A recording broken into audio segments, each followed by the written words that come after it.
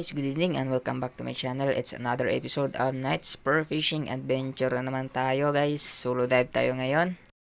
At sa hindi pa nakasubscribe sa akin channel, baka naman, at sa nakapag-subscribe na, maraming salamat po. Tara, abante na tayo. Ayan, ito yung unang huli natin, isang ipos-ipos or triple tail wrasse guys, kung tawagin sa amin guys. Good size na rin to, pang ulam, kaya pwede na to. And while securing this catch guys, ay shout out muna tayo sa ating mga solid subscriber dyan, Kabugsay TV, Pain Expert, and Boss Albert Sutil. And so ayan, abante tayo dito sa unahan guys. Ito, dalawang pirasong mullet fish yung nakita ko. Ito magkadikit. Ito yung pinili ko guys, mas malaki. Bala ko sanang i-double shot, kaso alanganin yung pwesto, papaalis na sila, kaya pinabulan ko yung mas malaki. At ito, tinamaan naman, maganda yung patama sa kanya, kaya ayan, hindi nakawala. Good size na rin to guys, pwede na to pang ulam, matik. At dito guys, isang labahita yung napana ko guys, sa ilalim na bato. At while securing this is shout out muna tayo guys. Shout out sa aking mga bagong subscriber dyan. Music Sayon ko, Annabel Varona, Kwentot Pera, and KFTV Adventures. Maraming salamat po sa suporta nyo. Malaking tulong na yun sa akin. Kahit paano ay nasisiyahan na rin ako dahil may sumusuporta pa rin sa munting channel ko guys. So ayun, continue tayo sa ating paglalakbay dito sa kailaliman ng karagatan guys. Yung night hunt natin, night adventure. Dito nakatira tayo ng isang balawis kung tawagin sa amin guys.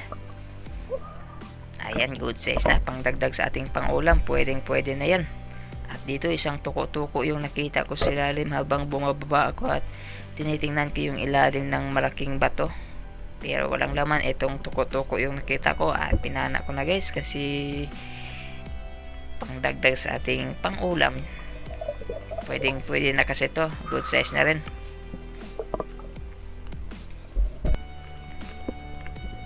At dito isang balawis na naman yung nakita ko sa bato. Ayan, dinakba ko na lang kasi nakasandal sa may bato. Kung papanain ko, ayan, masisira na naman yung shop natin. At eto guys, ito na yung hinahanap natin, isang cuttlefish.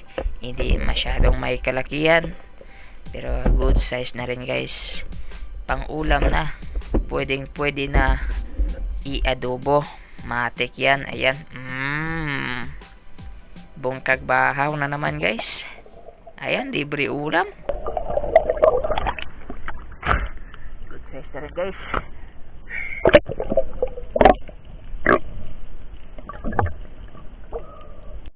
At ito isang hinok kung tawagin sa amin guys, or goldfish. Malaki na, kaya pinana ko na, hindi ko na pinalagpas. Tamang tama na ang size na to, pang ulam lang yung hinahanap natin, hindi natin kailangan pumili pa. Ayan, paldo. At eto pa, ipos-ipos sa gitna ng bato at tinuhog na natin to, pwede na to. Ayan, bungkag bahaw, sarap sa sinigang nito. At ito guys, ayun, lumipat ako sa medyo mababaw na part. At ito, may nakita akong mga seashell na tagmanok kung tawagin sa amin, kaya I grab the opportunity na makaipon ng ganito. Dikit-dikit lang sila dito guys, kaya paikot-ikot na lang ako sa bandang spot na to. Ayan, marami, pwedeng pwede na to pang ulam guys. Nakakabungkag na tong bahaw guys. Yash!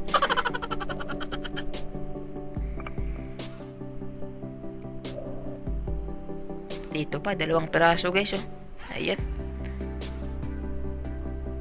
parang nagkarera.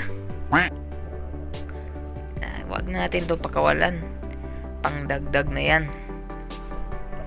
Ito pa, matik, secured. So ayun na nga guys, umahon na ako at ito yung huli ko guys. Ayan, hindi na masama kung pang-ulam lang naman yung pag-uusapan natin. Ayan, nakakalibre na tayo ng pang-ulam guys. Di na kailangan bumili ng sa palengke. Ayan. Ayos na rin to.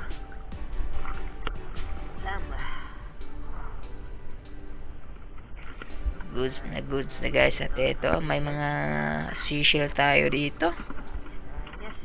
Pwede na guys. Ayan, pag sinabaw mo yan, ay nako, pungkag bahaw.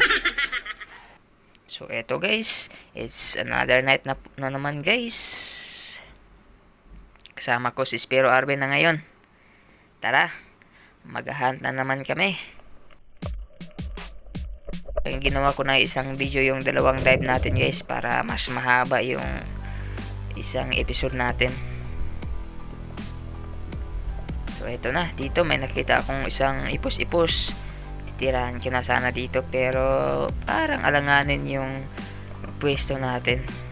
Delikado kung hindi tatamaan, kaya umikot ako sa kabila. At ito, mas maganda yung anggulo niya, mas secured kung titirahin natin. Ayan, mas pwesto. Ayan, tuhog na, pang-ulam na. Unang pang-ulam natin ngayon. Goods na goods ang size guys. So, shush. At ito, lambay. Ang laki. Good size. Ayan. Bungkag na naman ang bahaw nito guys.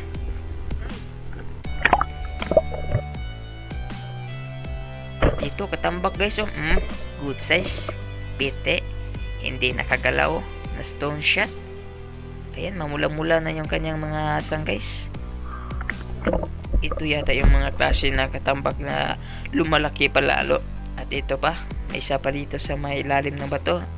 Titirahin na natin to. Ayan,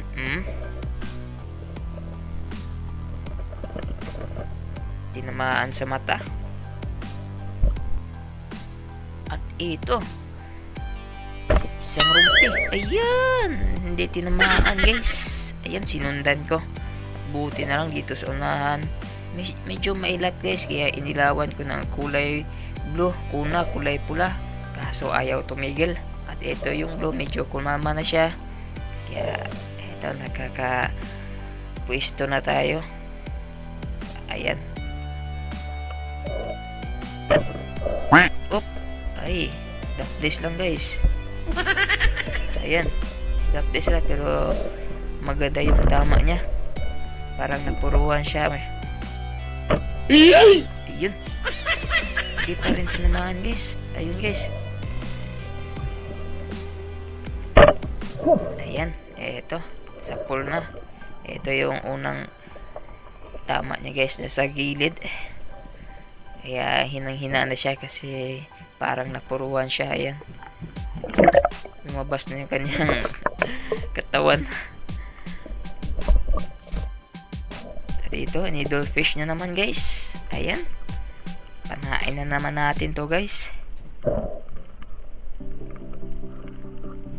Ayan, masyadong mailap pero tatimingan natin to.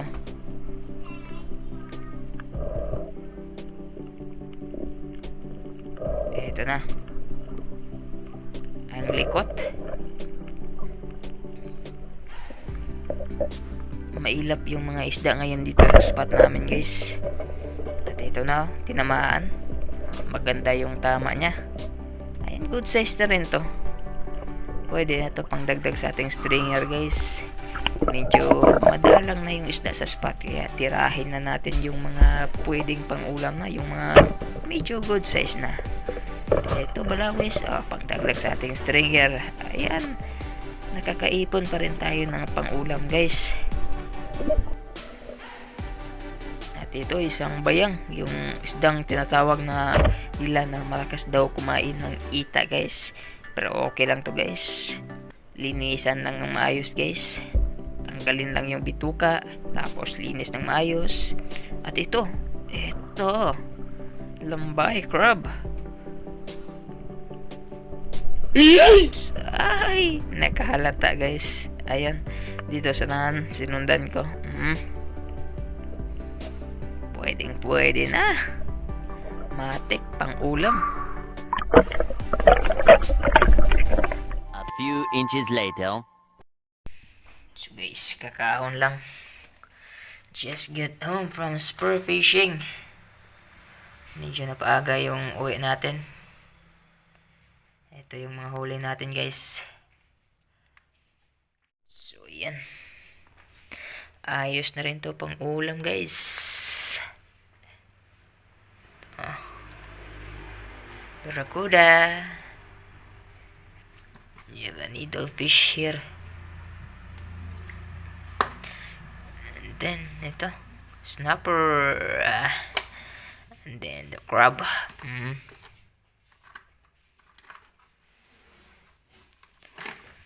Alright. Tapos may mga seashell tayo. Alright, that's all for this episode. Thank you so much for watching and see you next episode guys.